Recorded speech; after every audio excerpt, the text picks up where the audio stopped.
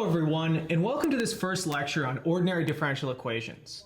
Now, what I want to do with this lecture is before I start bombarding you with definitions and notation and all these ugly equations that are going to be shown to us later as we move through the class, I want to start with a tangible example, something that we can understand and we can intuit the behavior of.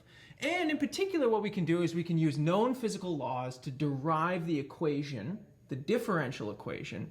And then once we have an equation, we can sit back and use all of the different techniques and methods and interpretations to understand solutions to this equation.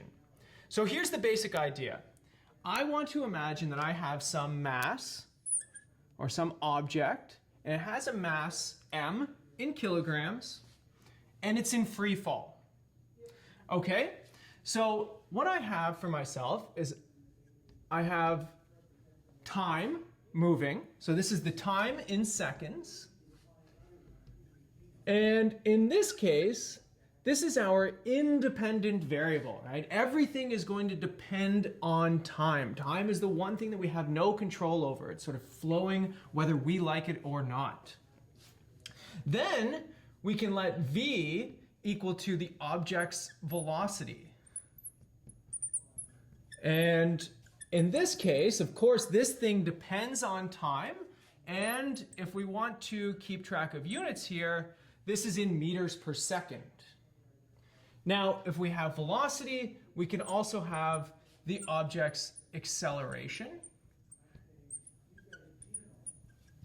And in this case, again, this is a dependent variable, and this is in meters per second squared. Now, if we think about the object in free fall, there is one obvious force that is acting upon us, and that is gravity. It's pulling us in the downward direction here. So this is our gravity, and g here is meant to be the gravitational constant of acceleration, right? So 9.8 meters per second squared. Now, this wouldn't be a very interesting equation if we only included gravity. So let's include one more physical force that could be acting on this, and that will be a drag. So some sort of resistance pulling us against the motion of gravity, and this is going to be drag, and we're going to denote the constant or the coefficient here as gamma, and this is proportional, or the amount of drag is proportional to the velocity that the object is moving at. Okay, well now, if we go all the way back to Newton's second law, we know that the total or the net forces acting upon this object is equal to the mass times the acceleration of the object. Now, an important piece here is that we already have the mass, so this is known. And if you dig back into the recesses of your calculus knowledge, the acceleration actually is known as well, right? There's a relationship between the acceleration and the velocity here, and that is that we know that the acceleration is equal to the derivative with respect to time, with respect to the independent variable of the velocity. Okay, so that takes care of one side of the equation. In particular, we've got a derivative here, hence the name differential equation. So we're getting closer to where we want to be. The question is, what is the net forces that are acting upon this? Well, from my free body diagram that I have on the left here, I can see that I have gravity pulling downwards, and I have the drag pulling upwards. So that means that they're acting in different directions. So one of them is going to be negative and one of them is going to be positive, denoting that they are acting in different directions. I'm going to use down as the positive direction. So this is the direction that gravity is pulling me in. So that means that my force due to gravity is the mass times gravity. So again, this is coming from Newton's second law. And in this case, then I'm subtracting off gamma times v, right? So this is my drag force, and this is my gravity. Again, that minus sign in the middle here is coming from the fact that they are moving or they are acting in opposite directions. But what's the result? Well, now I've got two equations for my net forces, so I can get rid of the middleman here, and now I've got myself a nice differential equation. So let me put it right here in a box for us, but my differential equation is mass times the derivative of velocity, which is equal to mass times gravity minus the drag coefficient, gamma, times the velocity. Now, what I want you to notice here is that there is only one unknown in this equation, and that is the function v. So the velocity, which depends on time. I know what the mass is. I can compute the drag coefficient gamma. It's just some real number. It could be pi or e or negative 1,000. It could be any of these numbers, but the fact is it's just a number, and the same thing with the constant of gravitational acceleration. So now I have an equation that involves the derivative of a function and the function itself. So the question is, what can I do with this? How do I interpret this thing? Well, I'm going to start by making this a little easier for us. And what I'm going to do is I am going to give us some actual values to work with for the mass and for the drag coefficient, so I can put some numbers into this thing and make it just a little more pleasant to look at. But everything would stay the same if we had different numbers. All of the analysis that I'm going to go through would still be exactly the same here. So let's assume that this is a 10 kilogram object. So let's say mass is equal to 10 kilograms. And let's also assume that the drag coefficient is equal to 2 kilograms per second.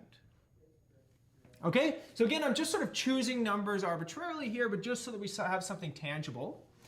Now what I can do is I can divide off the mass here, and I get that the derivative of the velocity is equal to, so since I divided off the mass, this mass term is disappearing, and I'm left with just the gravitational constant of acceleration, so 9.8 meters per second squared, so 9.8. And then, since I subtracted off the mass here, I've got gamma over m, which is 2 over 10, which is just 1 over 5. So now I've got v over 5. So by putting in actual values here, I made it a little nicer, a little easier to look at, but really it's still the same equation, right? This one just has letters in it. This one now has numbers in it. We've got something to chew on. But again, we still have the exact same problem, right? Nothing really changed between these two because we still don't know what to do with this equation. How do we actually solve this? How do I figure out what the velocity is as a function of time? Okay, so before we get all the way there, let's knock off some easy solutions here. Let's knock off, in particular, one state, which we're going to call an equilibrium state, and that is when our velocity is equal to 0. So, sorry, the derivative of our velocity. That was a mistake. Okay, I'll dice this up. I'm good. Okay, so before we can characterize all of the solutions to this thing, let's knock off some of the easy ones. And in particular, there's one easy solution that we're going to start with, and it's known as the equilibrium solution. So an equilibrium solution denotes the differential equation being in a state of balance, right? There's an equal quantities that are happening here. And in our case, the physical situation that's taking place is the equality is coming between a balancing of the forces that are acting upon us. That is the gravity that's pulling us down and the drag that is pulling us back up. And what this really means is that the derivative of the velocity is equal to 0. So we're in a state of equilibrium, we are in a state of balance, and that comes from the fact that our velocity is no longer changing in time. It is equal to a constant. So that is v of t is constant. Now, if I have that my derivative of my velocity is equal to 0, this makes for a nice algebraic equation that I can solve. Because all that my differential equation now reduces to is just this simple linear equation that I can just rearrange and multiply a 5 up, and that will give me the value of v, in this case equal to 49 meters per second, in which the acceleration of the system, the derivative of the velocity, is no longer changing. So again, what this represents is a state of balance. It means the force due to gravity is balanced by the force due to the drag acting in opposite directions. So I'm not speeding up or slowing down because these two things are acting proportionally in exactly the same way. So this gives me one solution to my differential equation, right? So if I have this differential equation, I know that taking v equal to 49 meters per second is one possible solution. It is a constant function, so v of t is equal to 49 for all time, but nonetheless, it still solves my differential equation. Well, okay, that's one solution. The question is this all of the solutions? And as you can probably guess, the answer to this is definitely not. Of course, there are more solutions here, and in particular, there are solutions that are not constant. So the question is, how do we identify them? Well, before I get into actually solving this differential equation from top to bottom, I'm going to put our extensive knowledge of calculus to use. We spent all that time learning calculus. We might as well use it, right? We might as well use the intuition that was built up from calculus in order to try and understand this differential equation. So what I'll do is I'll put the equation up here on the board. So 9.8 minus v over 5. So what we can do is we can put all of that knowledge that we gained from calculus to use here. And in particular, if we look at our differential equation, again, it says the derivative of the velocity is equal to 9.8 minus v over 5. Now again, don't be intimidated by this. Let's take a look at it from the perspective of calculus. Remember what calculus tells us. Calculus tells us that this is the slope of the tangent, right? This is what we learn initially when we are introduced to basic derivatives, right? We have this interpretation from secant lines, and we let the distance between points on the secant go to 0 until we approach a nice tangent line. Okay, well, how can we use that information to help us understand this differential equation right here? Well, it tells me that if I know the velocity at some point in time, it doesn't matter when, but if I knew the velocity, then I could know the slope of the tangent line. I know how the function is changing. Remember, we spent all of this time in calculus using tangent lines to tell us if we're increasing or decreasing, if we're turning around, right? There's all kinds of information encoded in the derivative. So why don't we take advantage of this? And the way that we do this in differential equations analysis is through what are called direction or slope fields. So, depends on who you talk to. Some people call them slope fields, some people call them direction fields.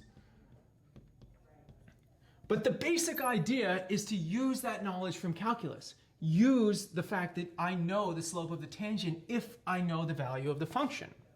So, I have an independent variable, time, t, and I have a dependent variable, v. And what I know is that if I have specific values of v, then I can tell you what the function, even if I don't know what the function is, I can tell you how it's changing. I can tell you the slope at that point. Now, the first thing that we know here is that we already identified one solution to this differential equation, and that is the equilibrium solution. Now, if you use the interpretation from calculus that I just described, that is a solution whose tangent lines are all horizontal. because dv by dt is equal to 0 everywhere along that solution. So that means that if I have 49 here, which was my equilibrium value, well then if I just sketch out at various points in time what the tangent looks like here, it's just a bunch of horizontal lines. So all that I'm doing is I'm imagining that maybe at some point I have a point on my function that is a solution to this equation, and I'm just drawing what the tangent should look like based on the information that I'm being given here. So again, maybe I have another point in time and I know that the velocity is equal to 49. Then I know that the tangent at that point is horizontal. So that's all that I'm sketching here. I'm just trying to show you that if you know a point in time and a point at which you have a velocity, then you can tell yourself what the tangent lines look like. Okay, this is the equilibrium solution. What about the other ones? Well, what about if I go down a little bit? So let's count by twos just to make this a little bit bigger, the scale here. But if I go down just a little bit into 47, well then in this case, I'm going to have 9.8 minus 47 over 5. Now you can pull out your calculator, you can figure out what that value is, but all that matters is if the slope is positive or if it's negative, right? Is the function increasing or is the function decreasing at those points? And in this case, when v is equal to 47, then dv dt is positive. So that tells me that if I knew, say at this point in time down here, that my velocity was 47, I know that my tangent line at that point is positive. It has a positive slope, and therefore the function is increasing. So my velocity is increasing at that point. Now, because this doesn't explicitly depend on time, I have the same thing no matter where I record this value, this velocity of 47. Okay, so let's put these in. Now, same thing, if I go down a little further in velocity, let's say I go down to 45. Again, we're counting by twos here. Well, the same thing happens. My velocity is, again, or sorry, my acceleration, my derivative of velocity is positive. And in this case, it's actually more positive than it was at 47. Again, grab your calculator, you can figure out these values. That's not really the important piece here. It's just sort of positive or negative. But the point is, I am increasing at a higher rate when I have smaller velocity values. So that means that if I plot my tangent lines here now, they should be steeper than the tangent lines I had for 47, and in particular for 49 when I had horizontal tangent lines. So we get these tangent lines that look like this. And essentially, you can do everything here. You can look at any value below 49, and you can actually show that this is true. So in this case, you are accelerating when your velocity is below 49. Okay, then the question is, what happens if I go above 49? So again, let's count by twos. Let's go up to 51. Well, in this case, then you can check, again, grab your calculator, 9.8 minus 51 over 5. This thing is going to be negative. That tells me that I'm decelerating, right? My slope of my velocity is negative. So if I do the same thing that I did here, if I know at some point in time that I record a velocity of 51, then I'm sloping downwards. So my tangent looks like this. So a slightly negative slope. Again, I'm not much of an artist here, and you don't need to be one either. I just want you to be able to sketch these things out to derive the information for yourself from these diagrams. Okay, so it's not about drawing these perfect pictures or having these perfect slopes. It's just about doing it in such a way that you can infer the important and necessary information from these diagrams. Okay, you know what's going to come next, right? I'm going to go up to 53 next. And what's going to happen? Well, again, I record a negative slope for my velocity, and again, it's more negative than it was at 51. So just like what we saw down here, I've got a steeper tangent line than I had at 51, and it's still negative. So I'm still sloping downward into the equilibrium. So here, I'm going to really exaggerate the slopes on these things. So this is not supposed to be very accurate. It is just for you to get some intuition from these things. So this is what I have. And again, for any velocity value that is larger than the equilibrium at 49, I get that my acceleration is negative. So I'm decelerating in this case. Okay? So what's actually happening here? Well, if I'm above the equilibrium value, if I'm above v equal to 49, what's happening is that drag is winning out, right? It's making my differential equation negative. Remember, this was the drag part of my differential equation. And so it's pulling my velocity down, right? Remember, it's acting in the opposite direction, and it's slowing me down.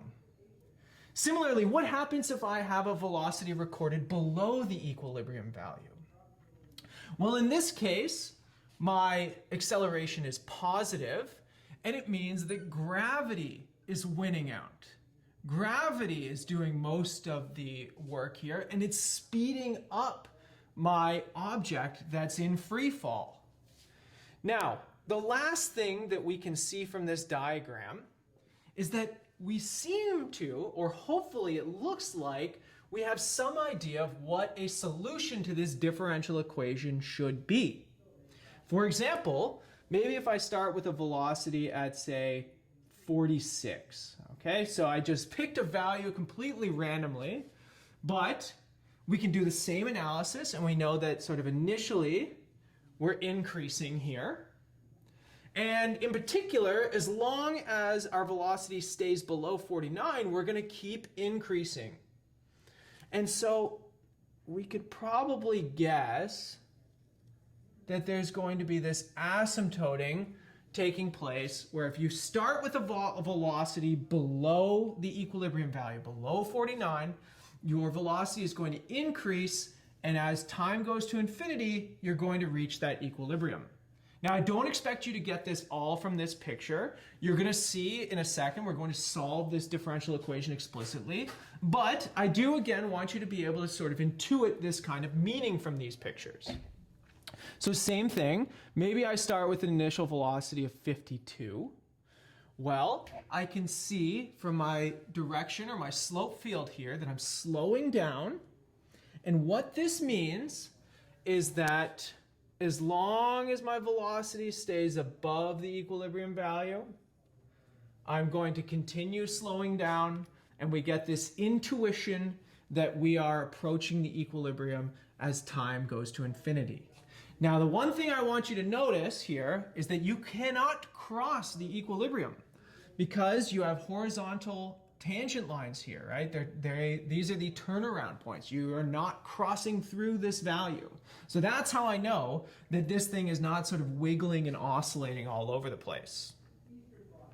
The other thing that I want to emphasize here is that this method of direction fields is a perfectly valid way of looking at any differential equation that takes this form.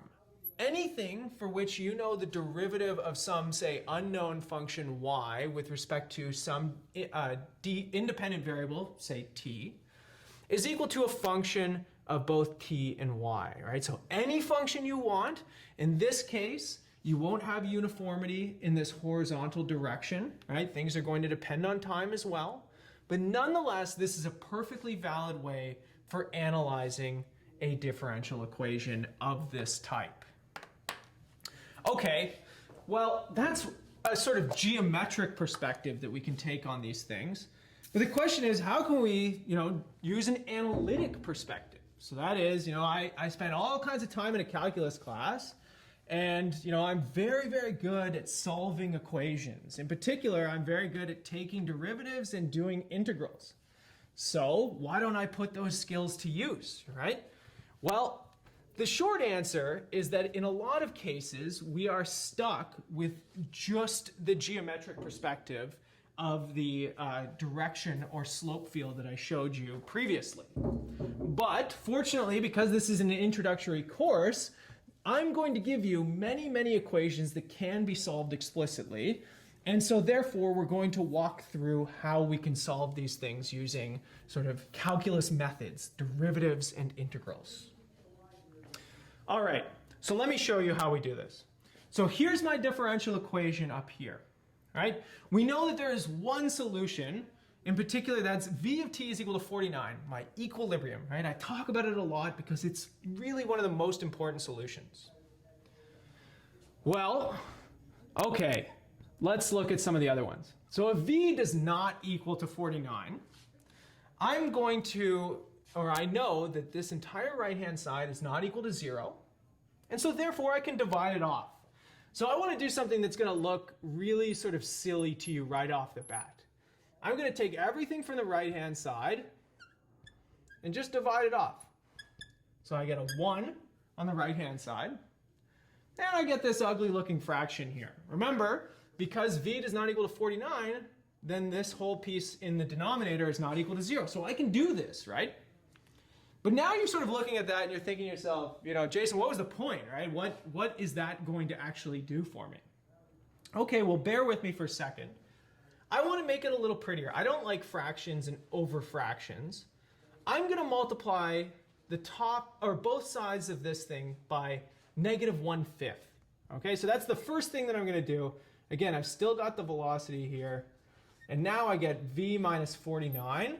That's just multiplying the 5 and the 9.8 and the minus. So it's negating both terms here. And since I multiplied the left by -1/5, the right also gets multiplied by -1/5. Okay, again, I mean, it didn't really change much, but it just makes things look a little prettier. Okay, so here's what I want to do. Remember, everything is a function of time here. V is a function of time. The derivative of v with respect to t is a function of time. So what I'm going to do is I'm going to integrate both sides. These are two functions that are equal to each other. So if I integrate them, they still remain equal.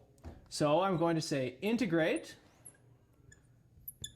with respect to time. Well, here's what I get. I get an integral, and now I still have that same fraction that I had above. And this thing is being integrated with respect to time. And I still have the equality, -1/5 dt. Okay? Well then, now the question is, what can we do with this? Well, what I want you to notice here is the right-hand side is very, very, very easy to integrate. Right? This is just a constant. It's -1/5. The question is, what do I do with the left side here? Well, it looks ugly, it looks intimidating, but I want to emphasize to you that this is actually in a form that you can handle. This is something that you learn very, very early on when you're taught integrals. And the way that we're going to solve this is we're going to use substitution. So let's say let s equal to v of t. All right, so remember, v is a function of t. Even though I didn't write v of t here, we have to keep that in mind. Well, that means that the differential of s is equal to, now I've got a chain rule here, so I've got dv by dt times dt. Well, that's great, right? Because there's a v that I can substitute with an s. And right there is a ds that I can substitute from this piece right here. So that means that with this substitution, I am now getting the integral of 1 over v minus 49. And now, sorry, s minus 49. Damn, sorry. I can just keep going.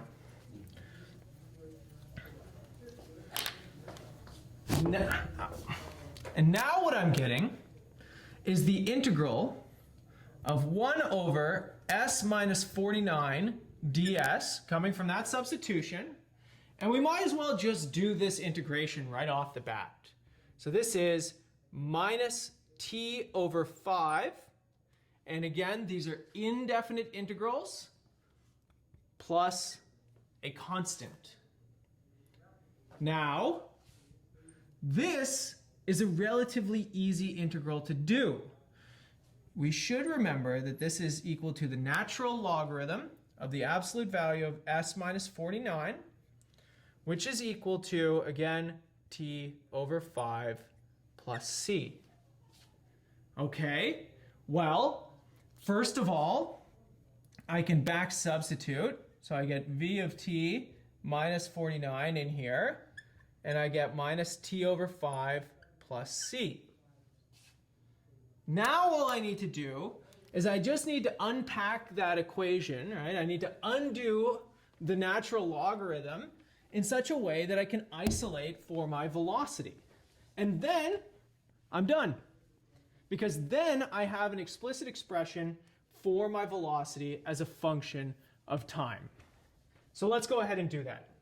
I'm going to exponentiate both sides of this equation with respect to the natural exponent e.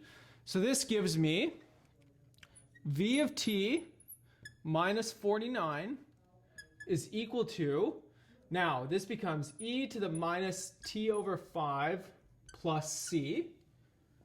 In this case, c is a completely arbitrary constant, right? It doesn't matter what value of c I choose here. Everything is still going to satisfy this equation, right? C came up from this integration constant. So here's what I'm going to do. I'm going to do a little trick. First thing I know is that this is just from the rules of exponents. This is e to the c times e to the minus t over 5. So this thing right here is a constant e to the power of any other constant c. Everything is completely arbitrary here. I don't like writing two letters at every single step. So I'm just going to call this thing a new constant. We'll call it d.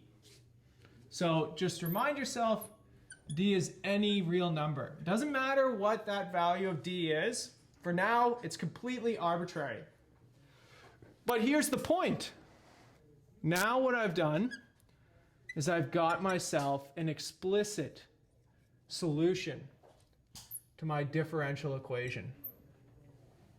That gives me the solution to my differential equation. No matter what the value of d is here, this thing is always going to be a solution. All right, let's look at something really, really interesting here too. Let's, in particular, just look at this equation right here. So d e to the minus t over 5. Just pinpoint that piece of it, because right here, that's the equilibrium. It just keeps coming up, right? It's everywhere. It was all over that direction field, and now it's all over our particular solution. Now, if you remember back to the direction field that I had right here, I said that I have some intuition built up that all of the solutions are going to asymptote to that equilibrium value. Now you can see exactly why I knew that, right? Because no matter what the value of d is here, this thing always goes to 0 as t goes to infinity. Which tells me that this piece of the solution right here always disappears. And that means that I'm always left with the equilibrium.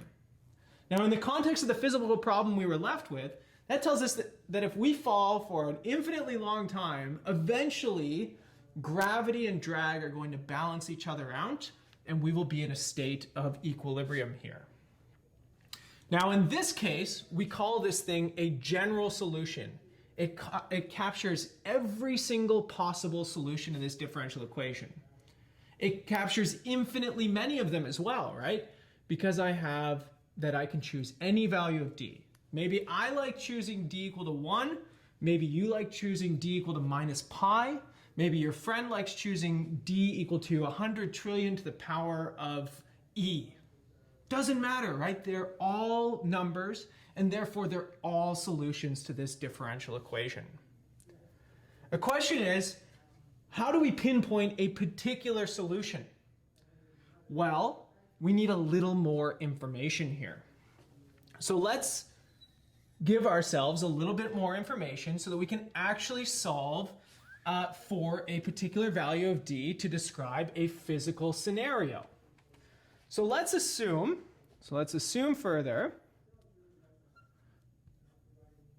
that the initial velocity of this thing is equal to 0. This is a very physically realized scenario, right? So imagine I'm holding the object in my hand and I just let it go.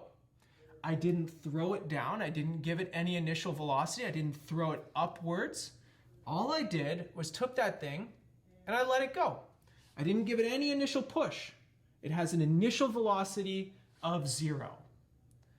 Well, if we imagine that this is the situation that we've put ourselves in, then what we can do is we can use this information to pinpoint a particular solution, a value of d here. Right? Because now I've got a nice little equation. This is v of 0 is equal to 49 plus d e to the minus, now t is equal to 0. This is the initial time. This is when we started counting, over 5. And you can very, very easily solve this little algebraic equation to find that d is equal to minus 49. And therefore, I have a particular solution now. So I pinpointed one of them. This is no longer a general solution. It is very, very particular, and it is in particular a particular solution to that initial condition that was given to us.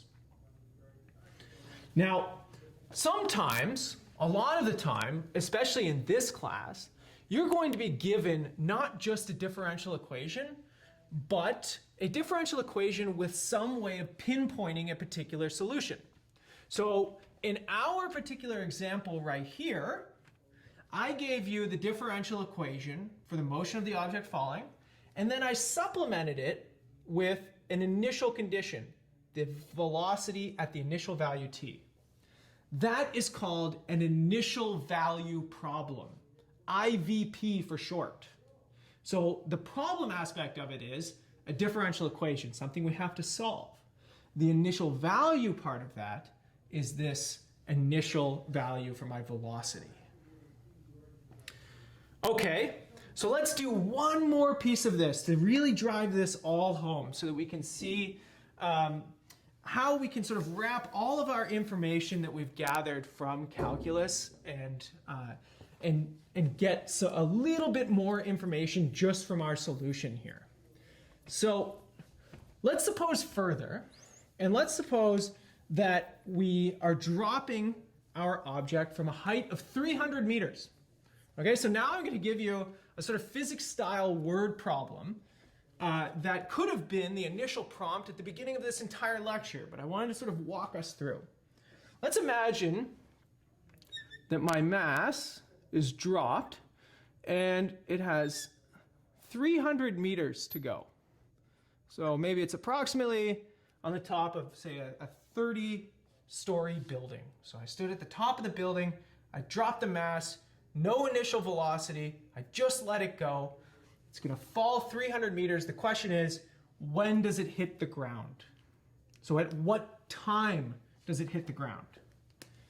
Well, here's what I'm going to do. I'm going to let x of t, I'm going to let this thing denote the distance the object has fallen.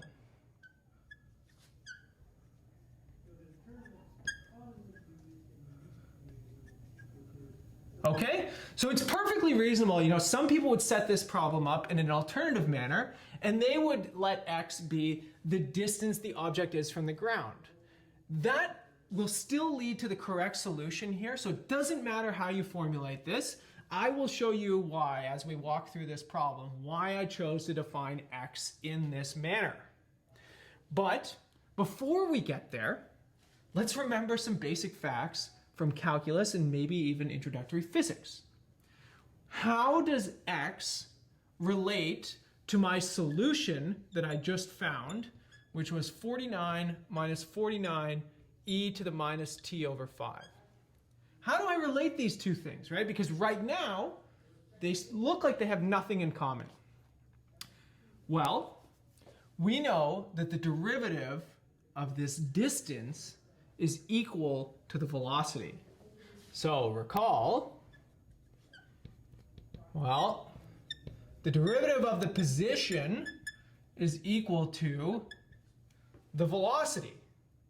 So that means that if I want to know what x is, well, I can use the information of what v is, right? I just need to do a little bit of integration here.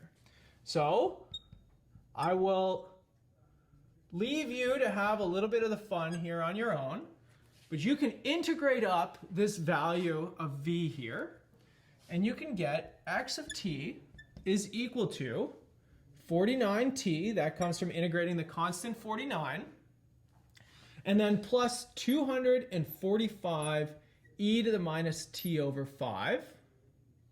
And now it looks like we might be done, but be careful, this is just an indefinite integral that we're doing here.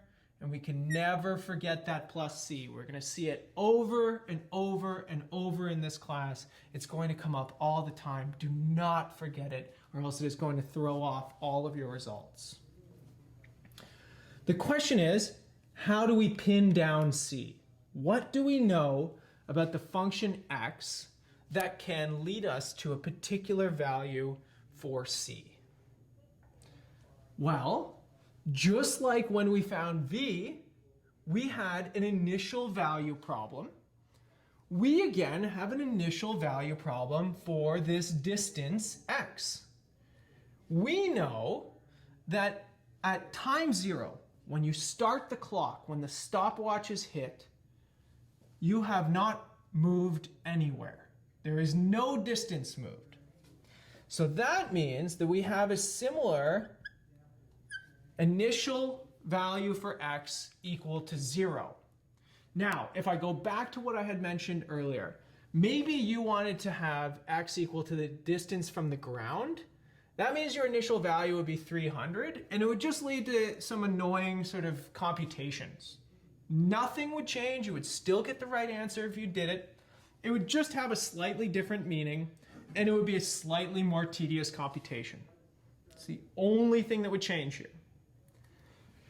But if you use this information and you put it into this function, you can very clearly find that c has to be minus 245.